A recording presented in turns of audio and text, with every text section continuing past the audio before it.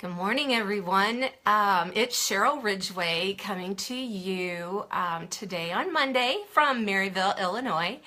And I think it was Friday I was on Facebook Live, and I told you I was going to start just talking about people in general. A long time ago, I've been around in business for a long time, and I've had to learn the hard way on a lot of things. And one of the things is I've always been very direct, not always the most tactful. First of all, in my 20s, I would have been a little bit afraid of me at times, but the one thing that I have learned is how to communicate with people.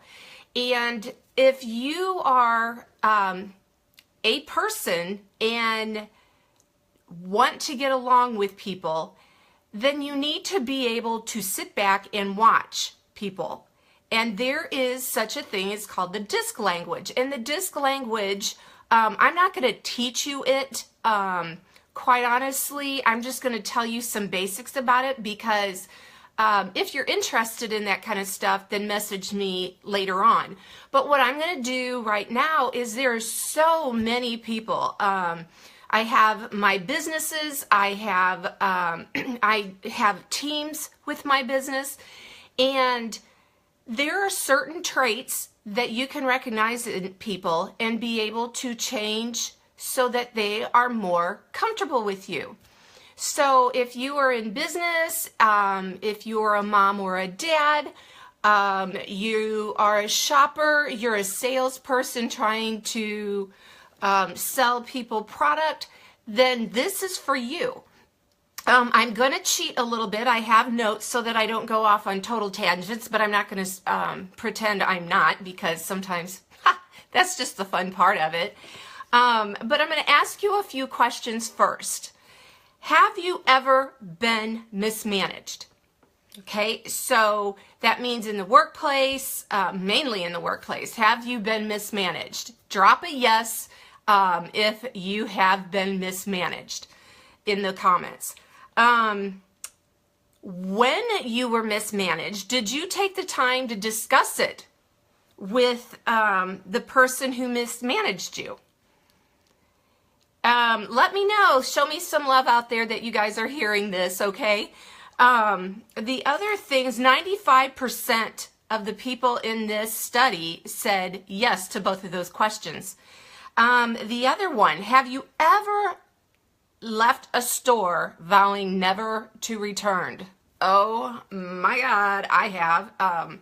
It annoys the crap out of me that people don't even just greet you nicely and just say, hi, how are you? I'm the one that always does that, whether or not I'm in the, that I'm the customer. I actually say, hey, how you doing? Because I don't assume that they've had a great day already and that they are, maybe they've got busted on that day and now they're all cranky. So I just kind of assume, and I can't help myself. I just say hi to people. How you doing?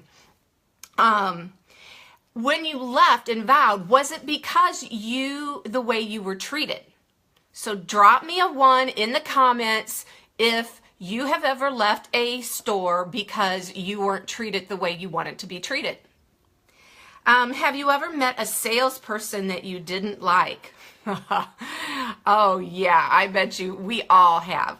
And did you buy from that salesperson?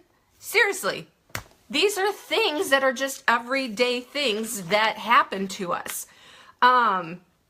So here's a little bit of for human nature.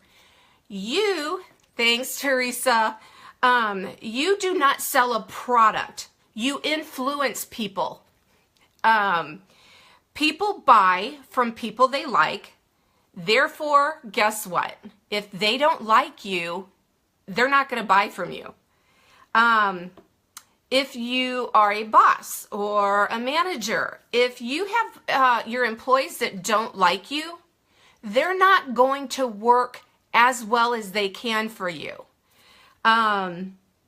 You meet and interact with people on every day, and every interaction will either increase or decrease your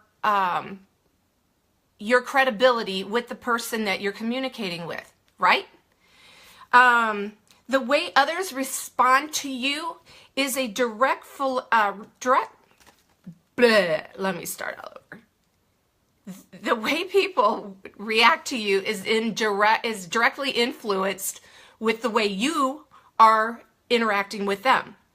It's not them. So you need to kind of take stock and learn about yourself. We all have great things about us, and we all have things that are not so great about us. But as soon as you are aware of the things and how you treat people, things are going to get a little bit better in your life. So my hope is to kind of help you maximize your effectiveness in the communicating with people, whether it's your family, your kids, your best friends, people that you just run into every day at the store, maybe in your business. A lot of you out there that are listening right now are in direct sales.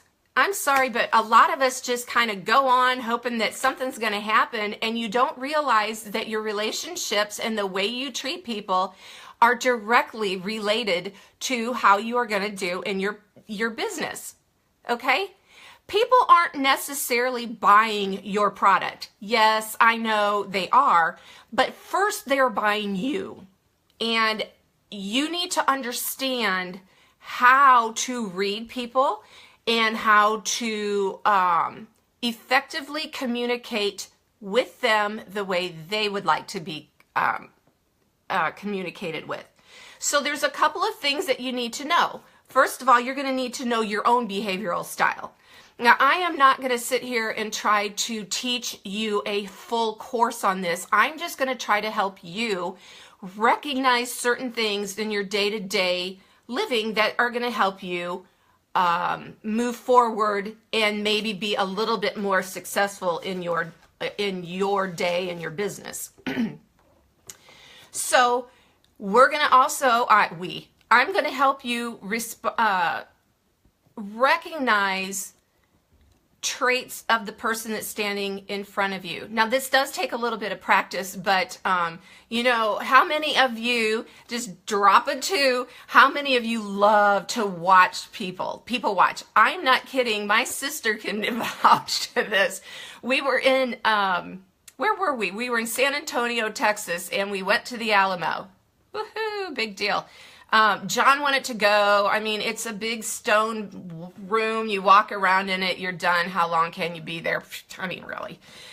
So anyway, my sister had been there a whole lot of times, and every time somebody who visited her, they took them there, and quite honestly, I could give a whoop. So anyway, I went and sat down, and my sister came out, and, you know, I'm just watching people and just making observations, and my sister goes, "Oh my God, this is the most fun that I have ever had coming to the Alamo." So, you know, it's one of those things that you just observe how people are, and there are traits. There are recognizable traits. There are 4 basic characteristics that everybody has. There's just different variations of them. So my hope is that I can persuade you to adapt and blend your style with theirs. I'm not asking you to change. The thing of it is you need to recognize who's in front of you and make them comfortable with you.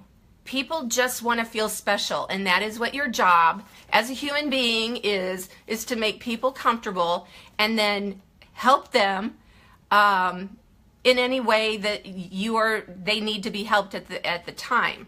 So that's kind of a little bit of a basic, but what I'm going to do is, like I said, I have some notes here that I written down over the years, and I just want to make sure that I'm not skipping anything important. So I'm going to tell you what the DISC language is not. It is not a measure of intelligence. It is not a measure of your values. It's not anything to do with your skills or experience. And it has nothing to do with education and training. These things are not important as far as revealing how you can communicate with other people. What this does, it does measure behavior and emotions. And quite honestly, that is what people are all about. If you can recognize a behavior, and you can recognize maybe when somebody is not comfortable with you, you can adapt fairly quick and change. You know something's not going right. You don't keep going on with the exact same thing that you're doing just because you're comfortable with it. That does not work. And emotions, I mean, seriously, I don't care if you're a girl or guy. Yeah, girls are probably a little bit more emotional, but there are emotion in men too. They're just trained from a younger age not to express those. But nowadays it's a little bit easier to actually read guys too. So what the DISC language is, it is a language that helps you, it's observable. So all of these traits you can observe in the person or people that you are chatting with. It's a universal language, which means it does not discriminate.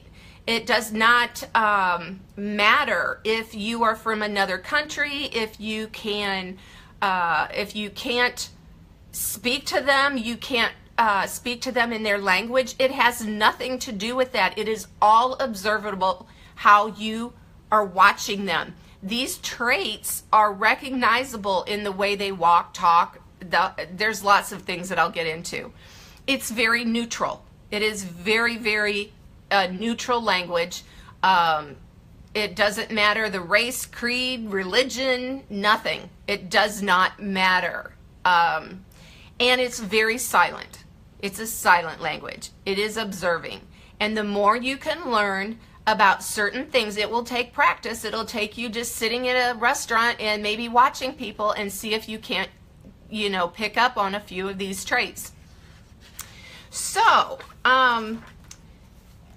let me tell you a little bit about the benefits of learning this kind of language and observing people. It helps you gain commitment and cooperation. So when you first meet someone, you need to understand whether or not you need to schmooze them a little bit. You need to kind of stroke them and get to know them a little bit better. There are some behavioral styles that are like, let's get to it. They're all about time and money, and they've got things to do, and they're moving. And if you don't recognize that, you are losing. You're going to lose with them every time. The big thing that I'm doing is building effective teams. There are so many of you that I know that are trying to build teams, and the thing of it is these teams, you depend on each other to help each other grow. And if you get your feelings hurt or don't know how to communicate with someone, all you're going to do is ruffle feathers. There's going to be drama and drama. Oh my God. Seriously, who made up drama? And especially women, you guys get over the drama. Just deal with things and move on. Yes, I'm going to sit here and tell you I get my feelings hurt, but I don't usually let too many people see that because, quite honestly, I learned from it. And if you really hurt my feelings because it's a very personal thing, you're going to know about it, just so you know. But when it comes to business and teams and trying to help other people, they need to help in a different way than you need help. So you need to ask questions and find that out, right? Another thing that this is very, very good to know about is helping resolve and prevent conflicts.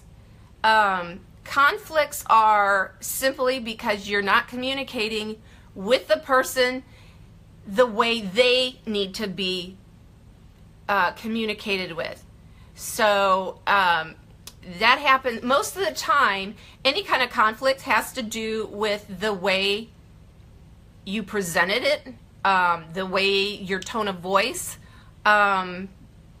just, sometimes just being very direct, and you think, well, what don't they understand? I just said it. It's like, no, N-O. What part did they not understand? Well, some people take offense to that. So maybe you need to kind of say in a little bit of a softer mode. Gaining endorsements. Seriously, anything that you do in life that you that will bring you forward in your goals in life, whether it's making money, whether you're trying to make an advance, trying to date somebody, trying to get them to ask them to marry you, or whatever it is, you need their endorsement.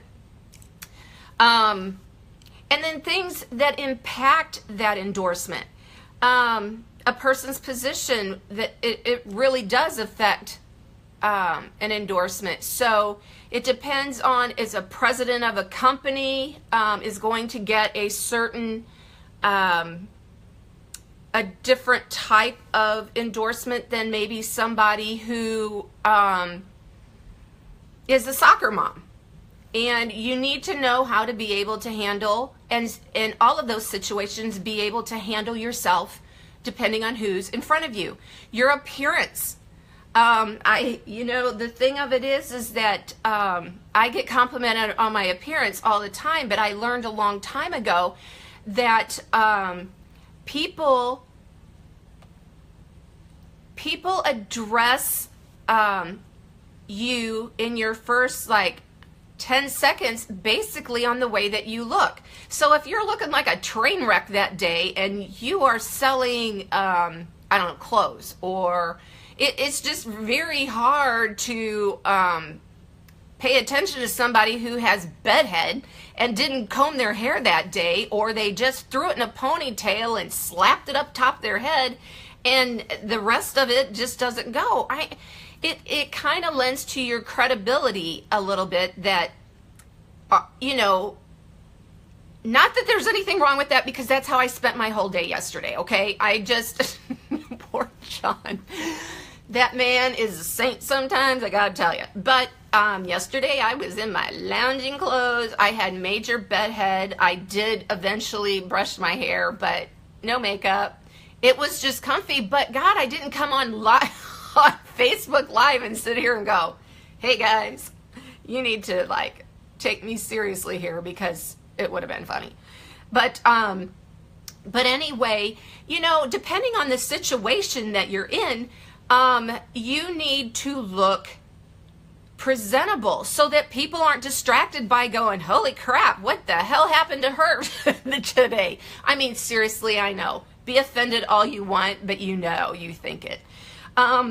Also, your beliefs impact the level of endorsement that somebody's going to give you, either positively or negative.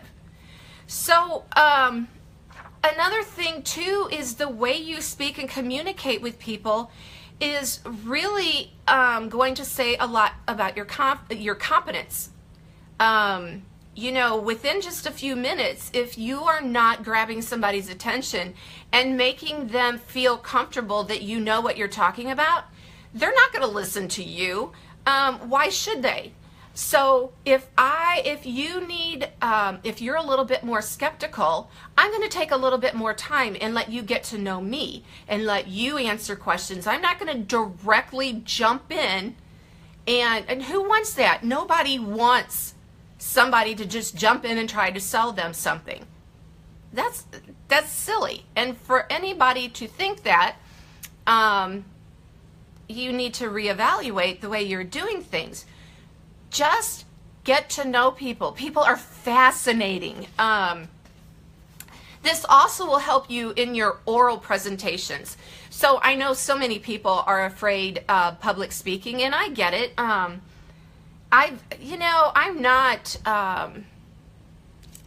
I guess maybe I was a little bit apprehensive about public speaking a long time ago, but quite honestly, I must like the sound of my voice or something, because I actually like to talk and tell people stuff. My dream job, here's my dream job, and my husband, when he sees this, he's going to laugh, but my dream job is to be able to tell people what to do or to help them, and to lend them my experience or my opinions, and they actually listen to it, and I get paid for it. So, I know. Reality, right? So the thing of it is that I want you to get to know yourself. The first goal that we need to do is have you learn about who you are. Because if you don't know who you are, then you're not going to be able to recognize other people. And here's the other thing. Most people lie to themselves. We all want to be something that we're not, right? Yeah, come here, show me some love here, show me some hearts if that is not true. If you have not found that you want to be something that you're not, hey, it's okay. We all have strengths. We all have special characteristics that we are good at, and we all have things that we're not good at. And guess what? They're both okay. A lot of people say, oh, work on your weaknesses. I kind of think as, yeah, work on your weaknesses a little bit, but play to your strengths. Your strengths are what makes you you. So what are you strong at? I'm good at talking to people. I'm good at giving people the truth and letting them see both sides of the story. What I'm not good at is, following directions real well. What I'm not good at is following rules. And what I'm not good at is sitting down and thinking things out all the way.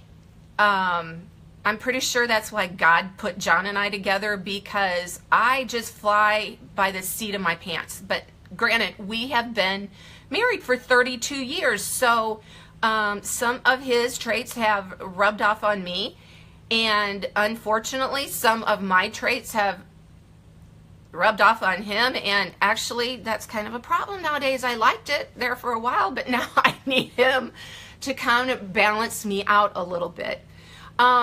One of the other things that DISC language does, this observable language, is it helps you to control yourself. So if you know what your traits are, and you know that you are standing in front of somebody who is completely your opposite, you need to tone back a little bit, maybe a lot. I don't know. The only way that you will know is by actually taking an assessment and having somebody debrief it for you.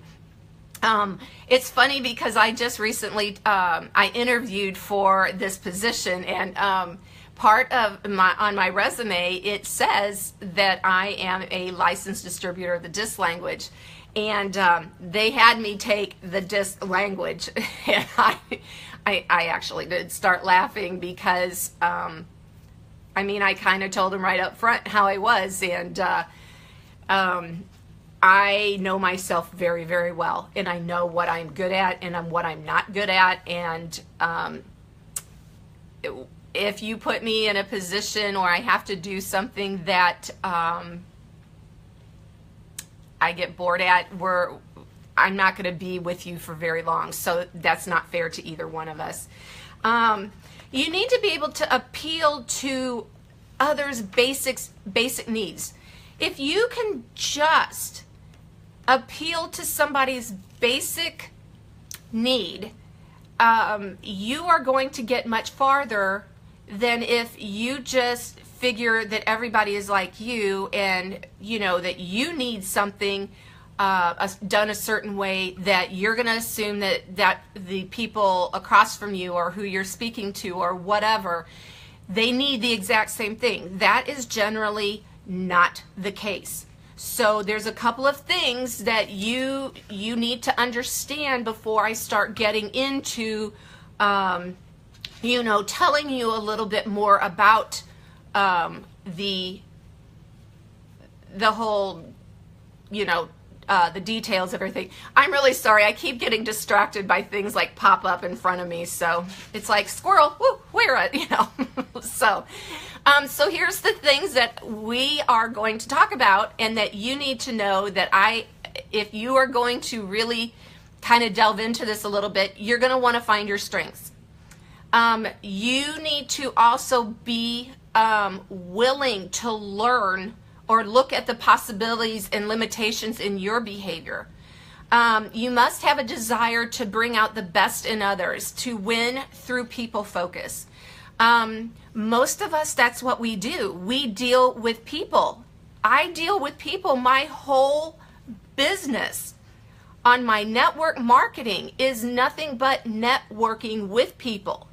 And so if I can't communicate with you on just making you be able to trust me and feel comfortable with me, how are you going to ever trust what I'm telling you about my products? How's that going to happen? It's not. So a couple of little things that I'm going to go back on is you cannot motivate another person. You can only create an environment in which people become self-motivated, which, if you think about it, there are some people that are so not motivated and never will be motivated, and it's cool. You know what? You just move on, or you deal, their limitations, and you just deal. That's all. You don't keep trying to make them something that they're not.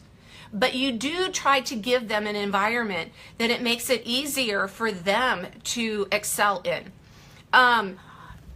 All people can be motivated. I kind of just said that they couldn't, didn't I? But all people can be motivated. It's just finding that trigger, and sometimes it's just really hard to find it. So people do things for their reasons, not yours. So the biggest thing is that you need to figure out what is important to them. An individual's strengths overextended may become a weakness. So we're going to be learning about this kind of stuff. Under stress, some of the strengths become very over animated, for the lack of a better word. But after a while, if it's over the top, then it becomes a weakness, and people see it as a weakness. If I understood me better, then you're going to understand me better. And then I can help control the way things are communicated to me.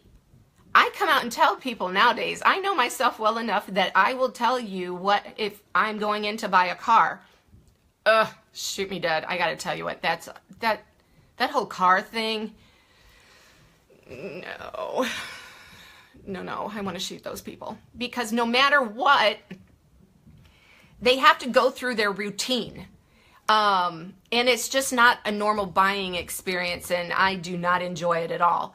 The way you need to sell to me is not the way the car industry works. So I'm just saying, I have tried that whole thing. John laughs at me because I'm like, I'm going in. We're just doing it this way. And I tell him, and then I'm still in that stupid place for, 3 hours?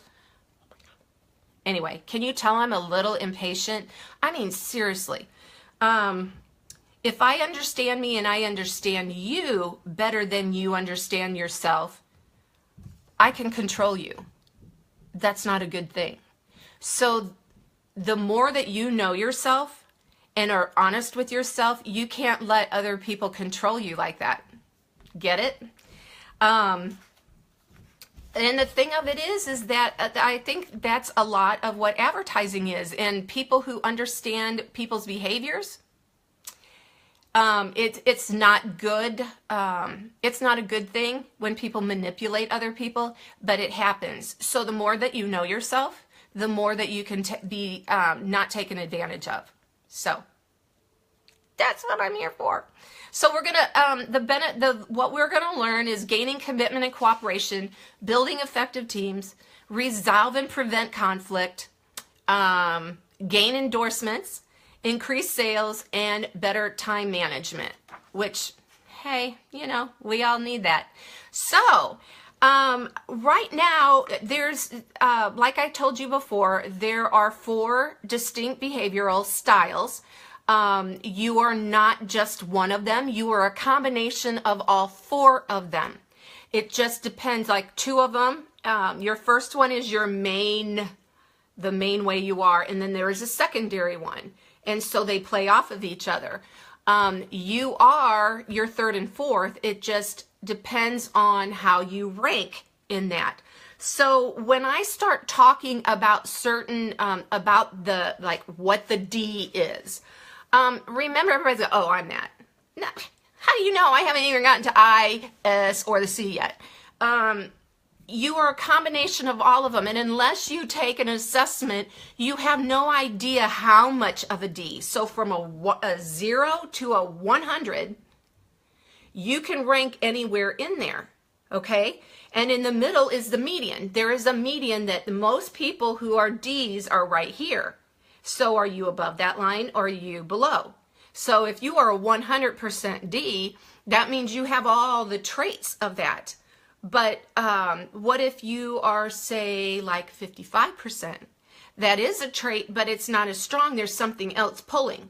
So you need to understand that when I taught this before, and doing it in a setting that I'm not doing the assessments, people just assume that they're one thing, and you are not. Okay? You are a combination of things. So what I would like to do is tomorrow I'm going to come back on about the same time. I really want to try to do this about 8:30 in the morning, so you can kind of look for me then, or obviously this is going to be on video and it's being taped and you can come back and see it. But what I'm going to start doing tomorrow is talking about the actual descriptors for the D. And then by the end of the week, we should get through all of those, and then I can kind of tell you a little bit more about how to read people and that type of thing. So I really appreciate that you are on here and watch, and I would love for you to be sharing this with people. If I can help you answer any questions, just pop them on up there, and I will be happy to get those answered for you. Right now, I probably just have left a lot of empty space, but tomorrow I'll start describing the personalities. Give me an I, give me a D. Teresa, you're a funny girl. Thank you, everybody. And like I said, I would appreciate it if you would share this video, and hopefully I can help a few of you out. Thanks. Have a great day.